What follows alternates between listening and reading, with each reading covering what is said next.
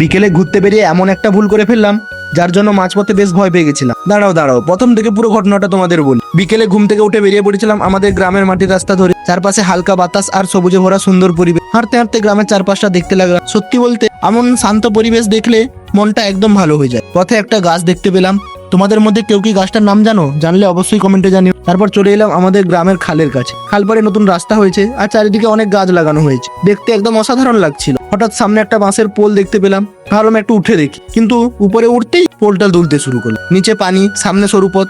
তখন একটু ভয় লাগছিল। ঠিক তখনই খালের পানিতে মাছের আনাগোনা দেখতে পেলাম। আর চারপাশের পরিবেশটা এত সুন্দর ছিল যে কিছুক্ষণ প্রকৃতির মাঝেই শুয়ে রইলাম। তারপর আমাদের বড় পুকুরে গিয়ে হাত মুখ ধুয়ে নিলাম। সন্ধ্যা নামতে শুরু করেছে, আকাশটাও ধীরে ধীরে অন্য রঙে সাজছে। বাড়ি ফেরার পথে একটা বিশাল আম গাছ দেখতে পেলাম, আর বৃষ্টির কারণে রাস্তায় অনেক জায়গায় পানি জমেছিল। সব মিলিয়ে গ্রামের এই বিকেলটা একদম অন্যরকম সুন্দর একটা অভিজ্ঞতা হয়ে রইল। গ্রাম বাংলার এমন সুন্দর পরিবেশ যদি তোমাদের ভালো লাগে তাহলে ভিডিওটি একটি লাইক করো আর সাবস্ক্রাইব করে আমার পাশে থাকো।